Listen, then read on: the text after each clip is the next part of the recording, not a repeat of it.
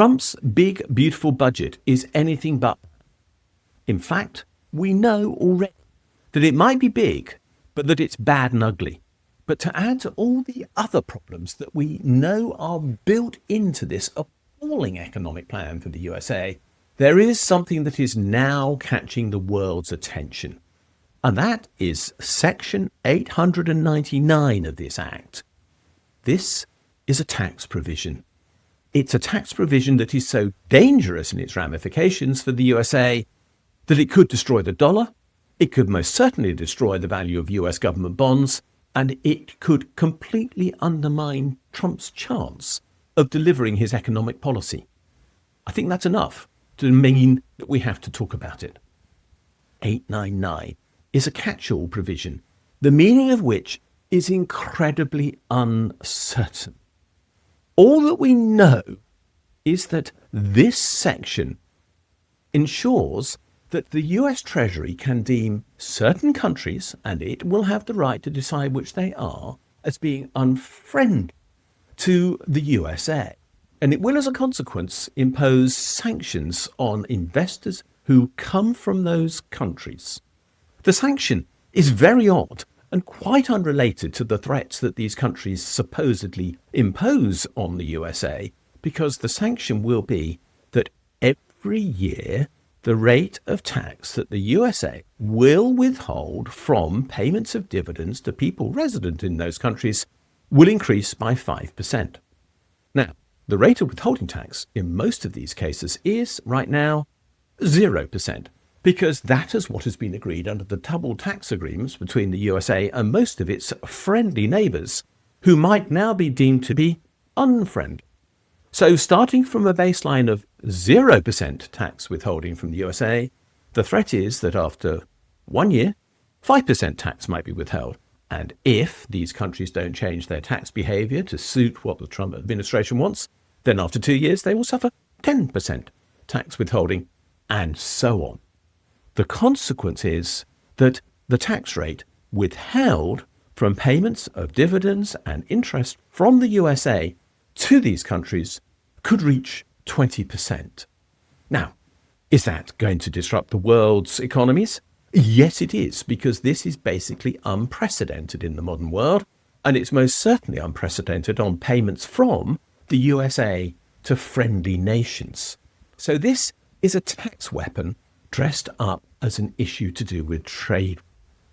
The problem is that we don't know what this means. The Act does not define what discriminatory tax measures in other countries are, although there is a hint that it does include things like digital services taxes and maybe even VAT in the European Union. But we can't know for sure because it doesn't say so. All it does imply is that if the US Treasury decides that there are discriminatory measures, these tax withholding rates can be put in place. It's rather like what Trump is doing with regard to tariffs. He threatens something and he hopes as a consequence he'll win some favours. This particular provision threatens tax withholding and he hopes he'll get tax changes as a result. But it's highly subjective and it's open to political manipulation. And nobody in the world of tax likes that. The fact is that this might even breach the tax treaties that many countries have already signed with the USA, where these withholding rates have already been established, usually at 0%. It could provoke retaliatory measures against the US, of course, because if the US imposes a withholding tax, why shouldn't other countries impose withholding taxes on payments made to the US? And there will therefore be uncertainty over how enforcement will take place and what protections investors will have with regard to their future income streams.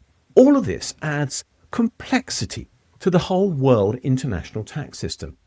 And the bizarre situation is that this doesn't just apply to payments of dividends and interest on corporate bonds. It would appear that it applies to payments of interest on US government bonds. And what does that mean? Well, it means that people who might hold US government bonds in places like the UK, the European Union, Canada and Australia all of whom are most definitely normally considered to be allies of the USA, could now find that there is tax withheld payment of interest on US government bonds. And that will be because these countries have digital services taxes or maybe wealth taxes or other measures which are deemed to be discriminatory by the USA. What will the consequence be? Well, there will be some obvious ones. Pension funds in those countries are not going to hold US government bonds and maybe US shares and maybe US corporate bonds if they discover that tax is going to be withheld at source on payments made to them. When, for example, many pension funds in those countries are actually tax-free within the fund themselves. They will simply have no incentive to hold US investments.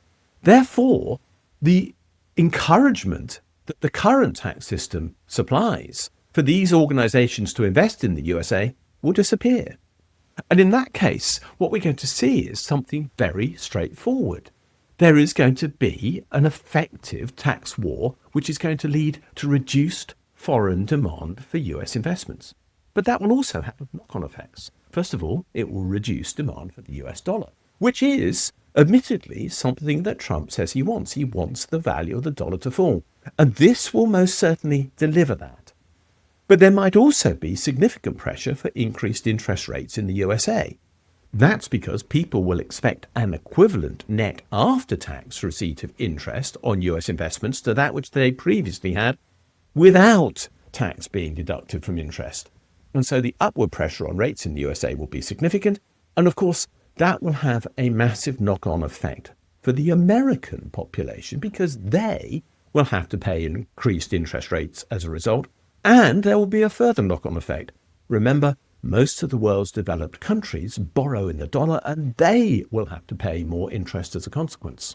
And the simple fact is that these measures are also likely to increase the price of imports into the USA. Ignore tariffs. A falling value of the dollar also has that effect. So there will be an inflationary effect inside the USA as well. So, will the world still want to invest in the USA? I doubt it. Will there be continuing demand for US Treasury bonds? Not to the same extent that there has been. Will there be increased interest rates maybe around the world? Yes. Trump is taking a massive risk, in other words. And that risk is so big that the question has to be asked as to whether he will actually be able to fund the $3 trillion increase in the US deficit that is required for him to introduce his tax cuts. Now, I know modern monetary theory, and I understand that, of course, governments can spend money without having to borrow. But the reality is that at present, that is not the belief of the US Federal Reserve, and so they will react as if they have to.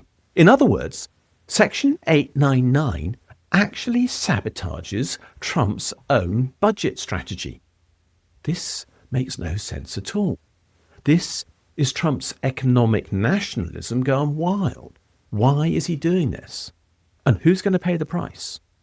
It won't be billionaires, because they will always be able to find a way around these things. They will, for example, shift towards investments that are focused upon capital gains, and there is no withholding on those. It could be Trump, because he may not deliver the strategy he wants. It could be corporations, because they may suffer the consequence of not being able to raise the funds that they require. But very few companies are, in practice, dependent upon shares to fund their activities in the USA now. So who actually will pay the price for this? It will be pension funds, and it will be ordinary savers, and it will be the people of the USA and people in developing countries who will have to pay higher interest. Section 899 is a blunt tool with some very sharp edges, and it's going to create some very uncomfortable consequences.